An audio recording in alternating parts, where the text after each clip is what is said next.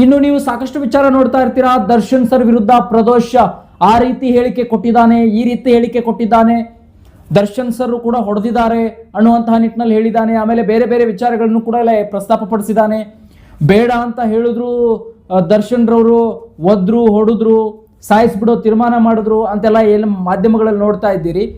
ಇದು ಎಷ್ಟರ ಮಟ್ಟಿಗೆ ಸತ್ಯ ಎಷ್ಟರ ಮಟ್ಟಿಗೆ ಸುಳ್ಳು ಅನ್ನೋದನ್ನ ಆಮೇಲೆ ನಾವು ಬಿಡೋಣ.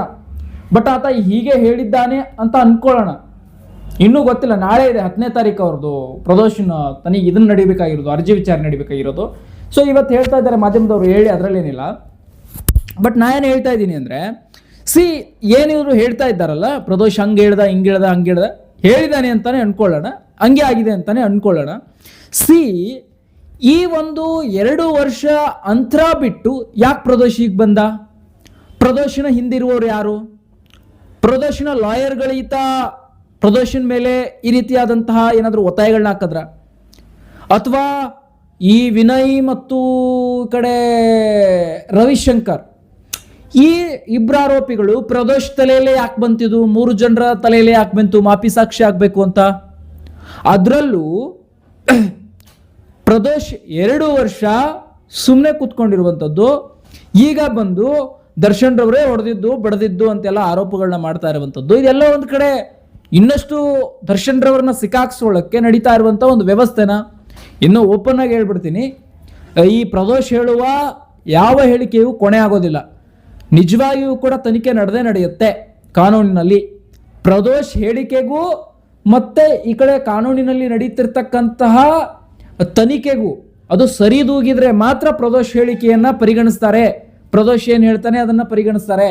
ಆದರೆ ಪ್ರದೋಷ್ ಕೊಟ್ಟಿರುವಂತಹ ಹೇಳಿಕೆಗೂ ನಟ ದರ್ಶನ್ ಸರ್ ಅವರ ವಿಚಾರದಲ್ಲೂ ತನಿಖೆಯಲ್ಲೂ ಅದೇ ವಿಚಾರ ಇದ್ರೆ ಆಗ ಪ್ರದೋಷ್ ಹೇಳಿಕೆ ಮತ್ತು ವಿನಯ್ ಮತ್ತು ಈತ ಯಾರು ಇನ್ನೊಬ್ಬ ರವಿಶಂಕರ್ ಇವರ ಹೇಳಿಕೆಗಳನ್ನು ಪರಿಗಣಿಸ್ತಾರೆ.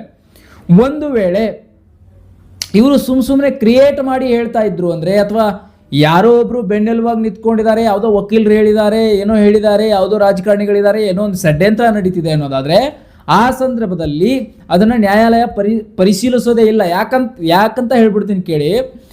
ಈಗ ಏನು ಇವರು ಹೇಳಿದ್ದಾರೆ ಇದಕ್ಕೂ ಮತ್ತು ದರ್ಶನ್ ಸರ್ ಅವರ ವಿಚಾರಣೆ ವೇಳೆ ಏನು ತನಿಖೆ ನಡೀತಾ ಇದೆಯಲ್ಲ, ತನಿಖಾಧಿಕಾರಿಗಳು ಏನು ಕೊಡ್ತಾರಲ್ಲ ಅದು ಸೇಮ್ ಇರಬೇಕು, ಆಗ ಪರಿಗಣಿಸ್ತಾರೆ. ಷಡ್ಯಂತ್ರ ಮಾಡಿದವರು ಈ ಪ್ರದೋಷ ಹತ್ರ ಯಾಕಷ್ಟೇ ಷಡ್ಯಂತ್ರ ಮಾಡ್ತಾರೆ, ತನಿಖೆಯಲ್ಲೂ ಕೂಡ ಷಡ್ಯಂತ್ರ ಮಾಡಬಹುದು. ಷಡ್ಯಂತ್ರಗಳನ್ನ ಎಲ್ಲ ಕಡೆ ಷಡ್ಯಂತ್ರ ಮಾಡಿ ಷಡ್ಯಂತ್ರ ನಡೆಸಬಹುದು, ಅದೇನು ದೊಡ್ಡ ವಿಚಾರ ಅಲ್ಲ. ಯಾಕೆ ಹೇಳ್ತಾ ಇದ್ದೀನಿ ಇವತ್ತು ಅಂದರೆ, ಎಷ್ಟು ವಿಚಾರಗಳನ್ನ ಎಷ್ಟು ಷಡ್ಯಂತ್ರಗಳನ್ನ ನೋಡಿಲ್ಲ. ಸಾಕಷ್ಟು ಷಡ್ಯಂತ್ರಗಳು ರಾಜ್ಯದಲ್ಲಿ ನಡೀತಾನೆ ಇರ್ತವೆ ಅನ್ನೋದಕ್ಕೆ ಸಾರ್ವಜನಿಕರ ಒಬ್ಬರೇ ಸಾಕು. ಯಾಕಂದ್ರೆ ಸಾರ್ವಜನಿಕ ವಲಯದಲ್ಲಿ ಎಲ್ರಿಗೂ ಗೊತ್ತಿರ್ತಕ್ಕಂಥದ್ದು, ಸಾರ್ವಜನಿಕರ ಮಾತುಗಳು ಕೂಡ ಇದೇ ರೀತಿ ಇದೆ, ಸಾರ್ವಜನಿಕರ ಆಕ್ರೋಶ ಕೂಡ ಇದೆ. ಇದಕ್ಕೆ ಯಾಕೆ ಹೇಳ್ತಾ ಇದ್ದೀನಿ ಮಾತನ್ನ ಅಂದರೆ, ಒಟ್ಟಿನಲ್ಲಿ ಹೇಗಾದರೂ ಮಾಡಿ ತುಳಿಬೇಕು ಅನ್ನುವಂಥದ್ದು ಅವರ ಒಂದು ಚಟ ಆಗ್ತಾ ಇದೆ, ಹೊರಗಡೆ ಬರಲೇಬೇಕು ಅನ್ನುವಂಥದ್ದು ದರ್ಶನ್ ಸರ್ ಅವರ ಹಠ ಆಗ್ತಾ ಇದೆ. ಇವೆರಡು ಮಾತ್ರ ಡೆಫಿನೆಟ್ಲಿ ಹೇಳ್ಬೋದು. ಯಾಕೆ ಏನು ಅಂತ ಏನೂ ಗೊತ್ತಿಲ್ಲ, ಪುಸ್ತಕದ ಬದನೇಕಾಯಿ ಏನೂ ಗೊತ್ತಿಲ್ಲ. ಒಬ್ಬ ಯಾವ 2 ವರ್ಷದ ನಂತರ ಬಂದು ನಾನು ಸಾಕ್ಷಿ, 2 ವರ್ಷದ ಹಿಂದೆನೇ ಇದೇ ಪ್ರದೋಷ್ ಏನು ಹೇಳಿಕೆ ಕೊಟ್ಟಿದ್ದ, ನಮಗೇನೂ ಗೊತ್ತಿಲ್ಲ, ನಾವೇನೂ ಮಾಡಿಲ್ಲ, ನೀವು ಇದನ್ನ ನಡೆಸಿ ತನಿಖೆ ನಡೆಸಿ ಅಂತೆಲ್ಲ ಹೇಳಿಕೆ ಕೊಟ್ಟಿದ್ದ.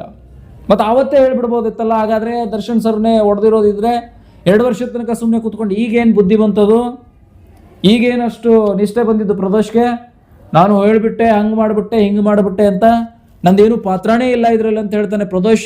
ಆ ಪವಿತ್ರ ಗೌಡ ಅವ್ರನ್ನ ಕರ್ಕೊಂಡು ಬಂದಿದ್ದೆ ಇವನು ಪ್ರದೋಷ್, ಪವಿತ್ರ ಗೌಡ ಅವ್ರನ್ನ ಕರ್ಕೊಂಡು ಬಂದಿದ್ದೆ ಪ್ರದೋಷ್.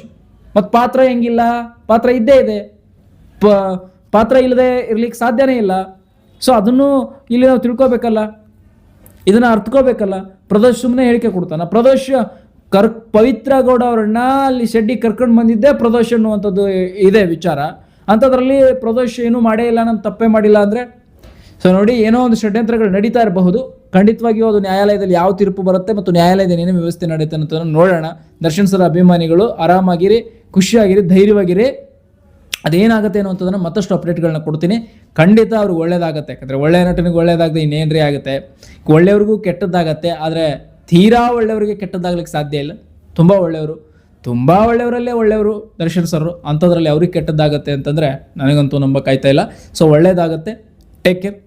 ಯಾವುದು ಕೂಡ ಚಿಂತನೆ ಮಾಡಬೇಡಿ, ನೋಡೋಣ ಏನೇನು ನಡೀತಿದೆ ಈ ಕೇಸಲ್ಲಿ ಗೊತ್ತಾಗುತ್ತೆ ಯಾರು ಎಷ್ಟು ನಿಷ್ಠೆಯಿಂದ ಕೆಲಸ ಮಾಡ್ತಾ ಇದ್ದಾರೆ, ಯಾವ ರಾಜಕಾರಣಿಯ ನನ್ನ ಮಕ್ಕಳು ಯಾರು, ಆಮೇಲೆ ಯಾರಿದ್ರಲ್ಲಿ ಷಡ್ಯಂತ್ರ ಮಾಡಿದ್ದಾರೆ ಅವ್ರು ಸಿಕ್ಕರೆ ಅಂತೂ ಹೇಳ್ತೀನಿ ಗ್ಯಾರಂಟಿ ರಾಜ್ಯದಲ್ಲಿ ಒಂದು ತಿಥಿ ಆಗಿ ಹೋಗ್ಬಿಡ್ತದೆ ಅವ್ರದ್ದಂತೂ ಗ್ಯಾರಂಟಿ, ಅದಂತೂ ಹೇಳ್ತೀನಿ. ಇದರಿಂದ ಷಡ್ಯಂತ್ರಗಳಿದೆಯಾ ಅದು ಇದು ಇದೆಯಾ ನೋಡೋಣ, ಒಟ್ಟಿನಲ್ಲಿ ಏನೇನಾಗುತ್ತೆ ಅನ್ನೋದನ್ನು ಗಮನ ಕೊಟ್ಟು ನೋಡೋದೊಂದು ಮಾಡೋಣ. Okay, thank you so much. ಪ್ರತಿ ಅಪ್ಡೇಟ್ಸ್ಗಾಗಿ ದಯವಿಟ್ಟು ಈ ಒಂದು ಚಾನಲ್ನ ಸಬ್ಸ್ಕ್ರೈಬ್ ಮಾಡ್ಕೊಳ್ಳಿ. ದರ್ಶನ್ ಸರ್ ಅಭಿಮಾನಿಗಳು ಆದಷ್ಟು ಸಹಕಾರ ನೀಡಿ. ಮತ್ತೊಂದು ಅಪ್ಡೇಟ್ ಒಂದಿಗೆ ನಿಮ್ಮನ್ನು ಭೇಟಿ ಮಾಡ್ತೀನಿ. Love you, take care, subscribe ಮಾಡೋದನ್ನು ಮರಿಬೇಡಿ. Okay, thank you.